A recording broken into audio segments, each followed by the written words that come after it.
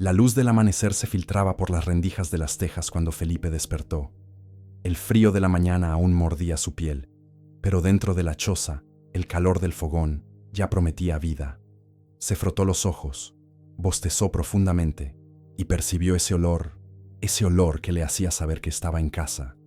Tortillas calientes, café negro y fuerte, frijoles negros sazonados con epazote. Se levantó del catre, descalzo sobre el suelo de tierra apisonada, y caminó hasta el patio. Sumergió el rostro en el agua helada de la olla. La sensación lo despertó por completo. Regresó goteando y se sentó a la mesa de madera gastada por el tiempo. Hortensia estaba de pie junto al fogón, removiendo los frijoles con una cuchara de palo. Era joven, apenas 23 años, pero ya tenía ese aire de las mujeres del pueblo. Manos siempre ocupadas, ojos siempre atentos, boca que hablaba poco, pero sentía mucho. Cuando le sirvió el café, Felipe notó algo distinto en su rostro, una preocupación, un peso. Felipe, ¿recuerdas qué día es hoy? Él se detuvo con la taza a medio camino hacia la boca. Pensó, ¿qué día era? Es 2 de noviembre, dijo ella con cuidado, como quien pisa sobre vidrio roto. Día de Muertos, tenemos que hacer la ofrenda para tus padres. El silencio que cayó sobre la cocina fue denso, pesado. Felipe dejó la taza sobre la mesa con más fuerza de la necesaria. Sus ojos se oscurecieron. ¿Ofrenda? ¿Ofrenda para qué, mujer? Para tus padres, Felipe, para honrarlos. Es tradición, todo el pueblo va a... Los muertos están muertos. Golpeó la mesa con la mano, haciendo temblar las tazas. Y es mentira que vengan a comer de las ofrendas. La comida no viaja del cielo a la mesa. ¿Por qué vamos a dejar que se eche a perder la fruta y la comida? Nada de ofrenda. Pero son tus difuntos padres, Felipe, los que hoy vendrán. Déjame comprar cera, fruta, hacer un pollo con mole, que tanto les gustaba. Nada, interrumpió él bruscamente, tomando el hacha y el sombrero. Ya voy al monte. Tengo que ir a Tezompa a cortar leña. Que los muertos vienen, rió con desprecio. Ridículo. La puerta se cerró con fuerza. Hortensia se quedó quieta en medio de la cocina, con las manos temblorosas. Dejó escapar un suspiro de profunda tristeza. Al volver la mirada hacia el interior de la choza, vio cómo el fogón aún desprendía un poco de humo. Observó cómo la luz se filtraba por las rendijas de las tejas y el humo leve escapaba hacia el cielo, como un alma que busca su camino. Pensó en su abuela, en las palabras que siempre repetía. Las ánimas son como nubes, niña. Flotan hermosas donde son recordadas, pero cuando se las olvida, se pierden y un alma perdida tiene hambre. Hortensia apagó la última brasa del fogón antes de salir a trabajar en la chinampa de su padre. Pero el nudo en su pecho no la abandonó. Mientras tanto, Felipe caminaba por las calles de Tetelco sin querer admitir hacia dónde lo llevaban sus pasos. Solo un jarro, pensó. Solo uno, y luego iré a trabajar. La pulquería de Filimón ya estaba abierta. Dentro, algunos hombres ya habían comenzado el día como siempre, bebiendo para olvidar o bebiendo para recordar. Juan Ramón estaba allí, con su bigote ralo y su sonrisa fácil. Casimiro también, con su ojo ciego y su sed infinita. Cipriano, que siempre decía que no podía trabajar porque se cansaba y los huesos se le volvían blandos, ya iba por la tercera jarra. «¡Salucita!», gritaron todos cuando Felipe entró. «¡Salucita!», respondió él, sentándose y aceptando la jarra que Filimón le ofrecía. El pulque bajó frío y amargo. Bueno. Luego llegó Aurelio José, un hombre serio, de manos encallecidas y ojos que parecían cargar el peso de muchas cosechas. Dijo que solo tomaría una jarra para ganar fuerza y después iría a cortar flores para vender en el mercado. Quería hacer una ofrenda grande para su madre y su abuelo. Felipe limpió el pulque del bigote con el dorso de la mano y, como si quisiera expulsar un pensamiento incómodo, dijo: «Eso de las ofrendas para los muertos es cosa de ignorancia, cosa de viejos. Los muertos no regresan. ¿Acaso Dios deja salir tantos muertos así, sin más ni más, solo porque sí? Mentira que las ánimas vuelvan». Los comentarios no tardaron en surgir. «Blasfemo», mal hijo, descreído, renegado, avariento, hereje. Felipe, intentando quitarse las críticas de encima, levantó la mano y dijo: «Si no es por eso, oye, Filimón, da un jarro de pulque a todos, yo pago». Aurelio José fue el único que no aceptó. Antes de irse, se detuvo en la puerta y se volvió. Sus ojos encontraron los de Felipe y habló con voz grave: «Escucha bien, Felipe, por si no lo sabes, nuestros muertos son los que nos ayudan ante Dios para que haya buena cosecha. Nos ayudan cuando tenemos pena, nos protegen del mal. Por nuestros muertos estamos aquí, y es malo que no los recordemos. Ellos viven si recordamos que ya están muertos. Y les damos ofrenda para que nunca nos olviden. Si los olvidamos, es como si los renegáramos de la vida que nos dieron. Una casa que no recibe a sus muertos, es como si los echara, para que anden vagando, perdidos». Todos los hombres de la pulquería asintieron con la cabeza en silencio. Felipe, queriendo suavizar el ambiente, solo respondió: «Cada quien piensa lo que piensa, compadre». Y era verdad. Él pensaba así. Era un incrédulo. Después vinieron 3, 4 jarras más de pulque. El tiempo pasaba. El sol subía y calentaba. La mañana se volvió tarde. Felipe dijo que ahora sí se iba al monte a cortar leña. Se levantó tambaleante, mareado de pulque, y se fue rumbo al sur, pasando por Tetelco, subiendo la ladera del monte Tezompa. Pero el cansancio y la modorra lo vencieron. Buscó un lugar junto a un árbol y se recostó. Durmió abrazado al machete, al morral y al hacha. Lo que Felipe no sabía, y Hortensia tampoco, era que en ese mismo momento, en cada casa del pueblo, las familias encendían velas, ponían flores, preparaban platos con mole, tamales, arroz, llenaban vasos con agua, pulque y mezcal. Los altares brillaban con la luz dorada de las llamas. Las fotografías de los muertos los observaban desde sus viejos marcos, y en el aire, algo antiguo comenzaba a despertar, porque en Tetelco, como en tantos otros lugares de México, existen cosas que no mueren, cosas que esperan, cosas que recuerdan y que cobran, sobre todo de aquellos que olvidan. Cuando el frío de la noche empezó a calar los huesos, Felipe despertó. Abrió los ojos buscando el cuerpo tibio de Hortensia a su lado, queriendo escapar del frío que penetraba hasta el alma. Pero no había cuerpo, no había choza, no había techo, solo un cielo infinitamente estrellado sobre él. Estaba solo, en la ladera, en el monte Tezompa. «Carajo», murmuró. «Es el pulque, bebida espiritual, elixir que hace olvidar el trabajo mundano». Intentó ahuyentar el frío soplando vapor sobre sus manos.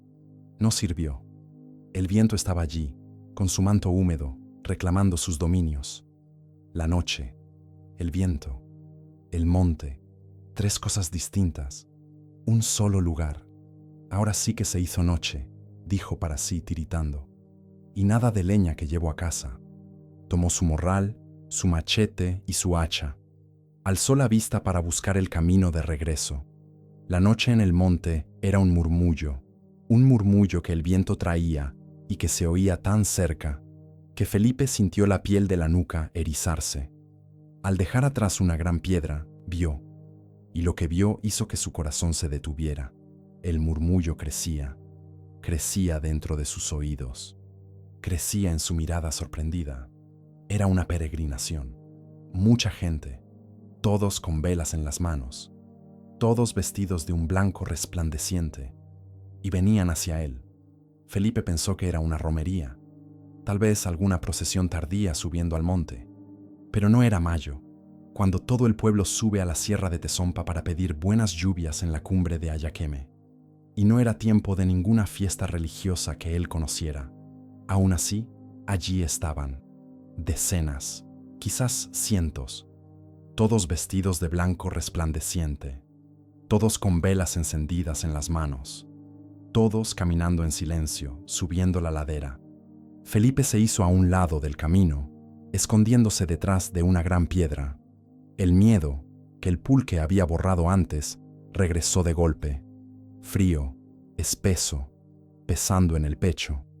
El corazón le latía fuerte, las manos sudaban, y entonces, cuando las primeras figuras pasaron cerca de él, Felipe vio, reconoció rostros.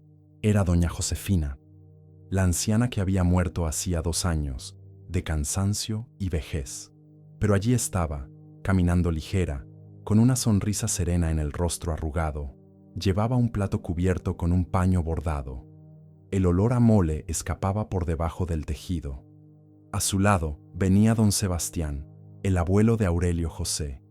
Felipe lo recordaba bien. Había muerto 3 años atrás, al caer de una escalera mientras arreglaba el techo. Ahora caminaba firme, sin dolor, con una botella de aguardiente en la mano. Después vino el pequeño Inocencio, el hijo de Filimón, el pulquero, el niño que murió de neumonía antes de cumplir 6 años. Sostenía dulces y juguetes entre sus manos diminutas. Su rostro brillaba de alegría. La señora Nicolasa también estaba allí, con su itacate de tamales y aquella sonrisa que Felipe recordaba de su infancia. Don Mariano, Juanita, Pedro, el joven que cayó del caballo y se rompió el cuello, la niña Inés, la bella Asunción, que murió un día antes de cumplir 15 años, vestida ahora con un traje blanco de quinceañera. Todos ellos, los muertos de Tetelco, pasaban delante de Felipe como si él no existiera, o como si no importara. Cada uno llevaba algo, comida, bebida, flores, y en los ojos, esa paz extraña que solo los muertos conocen. Y entonces los vio, en medio de la multitud de almas, 2 rostros que hicieron que su corazón se detuviera, su padre, su madre. Los reconoció enseguida, aunque hubieran pasado tantos años. El padre, con ese andar encorvado de quien cargó peso toda la vida. La madre, con el cabello canoso recogido en un moño sencillo. Pero había algo distinto. Todos los demás muertos llevaban ofrendas, platos humeantes, botellas llenas, flores vivas. Sus padres venían con las manos vacías. Solo cargaban una raja de ocote, un trozo de leña de pino, que ardía débil, casi apagándose. La llama temblaba, amenazando morir, y ellos lloraban. Lágrimas silenciosas corrían por aquellos rostros que Felipe había amado tanto. Lágrimas que no hacían ruido, pero pesaban en el aire como plomo. Felipe se levantó sin pensar. Dio un paso al frente. Su voz salió ronca, temblorosa. ¿Padre? ¿Madre? Ellos se detuvieron. Se volvieron despacio. Sus ojos, los mismos que un día lo miraron con amor, con orgullo, con cansancio, lo observaban ahora con una tristeza tan honda que Felipe sintió que las piernas le fallaban. ¿Por qué lloran?, preguntó. La respuesta no llegó en palabras habladas, pero Felipe escuchó. Escuchó como si las voces nacieran dentro de su cabeza, frías y dolorosas. Eres un mal hijo, Felipe. Los difuntos somos siempre fieles. Tú ya nos estás olvidando. Y en el olvido, las ánimas se pierden, porque no tienen quien las recuerde. Felipe sintió que algo se rompía dentro del pecho, como si una mano helada apretara su corazón.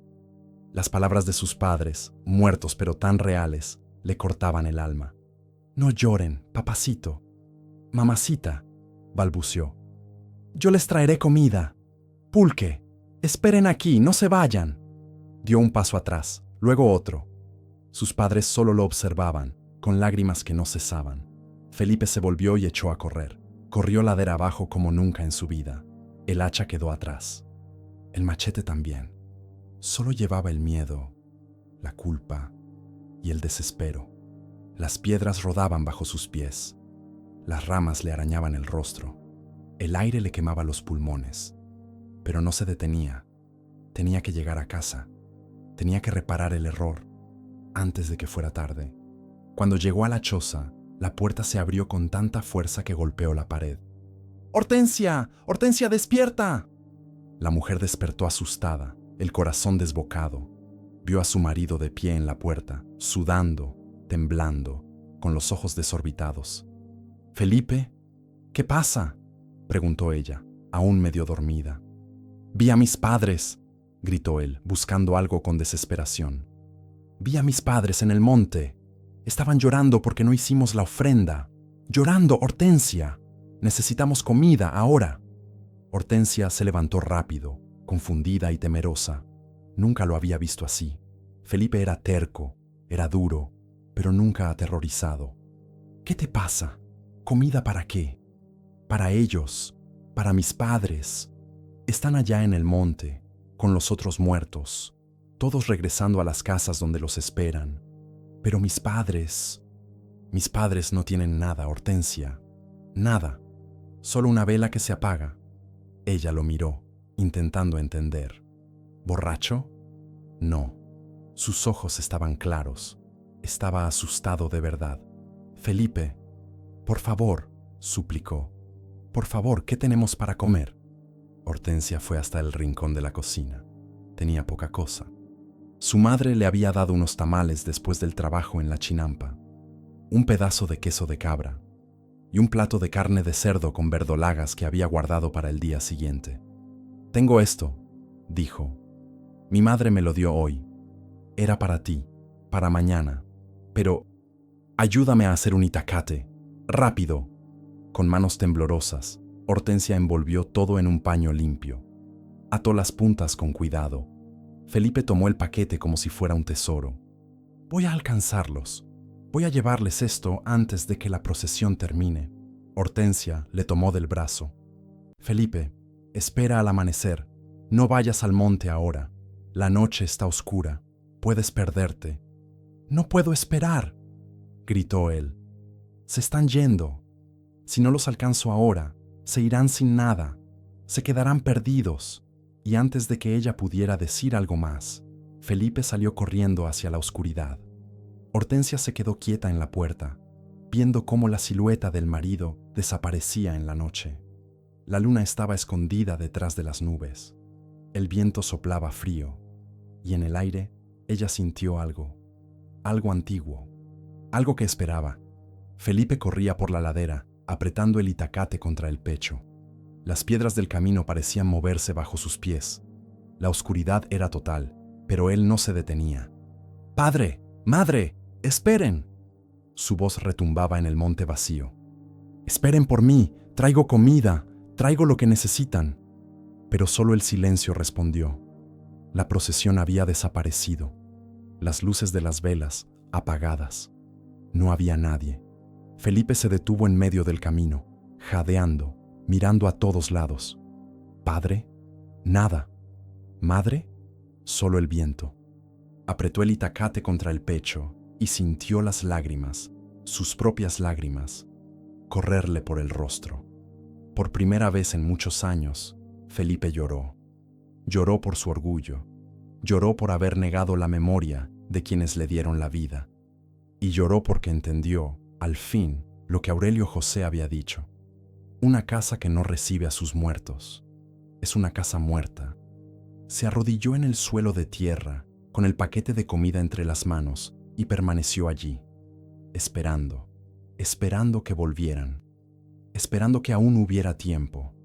Pero la noche seguía, el frío aumentaba, y Felipe, solo en el monte de Tezompa, empezó a sentir algo extraño, un cansancio profundo, un peso en los ojos, una necesidad de dormir, imposible de resistir. Se recostó en el suelo, abrazando aún el itacate, y cerró los ojos. Cuando el sol nació sobre Tetelco, la luz dorada tocó primero los techos de las casas, luego las calles de tierra, y finalmente subió por la ladera hasta alcanzar el monte Tezompa. Fue allí donde los campesinos lo encontraron.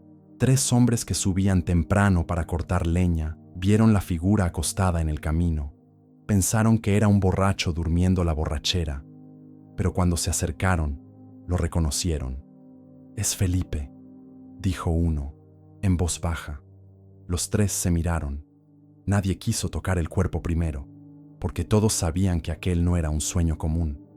Felipe estaba recostado de lado, las piernas encogidas, los brazos abrazando un bulto envuelto en tela, el rostro sereno, casi sonriendo, como si al fin hubiera hallado paz, pero la piel estaba helada, los labios azules, los ojos cerrados para siempre. «Está muerto», dijo el más viejo, persignándose. «El frío de la noche», murmuró otro.